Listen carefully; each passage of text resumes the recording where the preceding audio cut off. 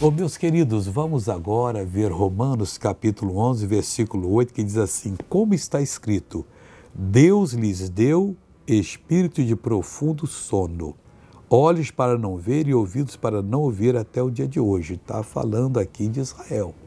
Eles não entenderam ainda que Jesus é o Messias. Olha, um povo bravo, um povo pequeno, que nunca submeteu ao inimigo, que esteve para ser riscado do mapa várias vezes, Amã, lá no Império Assírio, no Medo-Persa, e depois tivemos o caso aí do Holocausto de Hitler, mas Deus preservou eles. Mas tem esse profundo sono, nós temos que orar para eles acordarem. Está na hora da igreja, que foi abençoado com os dons espirituais, abençoá-los para que também consigam, humanamente falando, abrir os olhos, aceitar Jesus e ser a bênção que Deus determinou.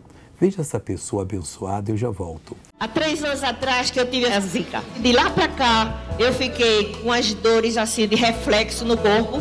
Quando tomo banho, não suporto a ardência na pele, é demais.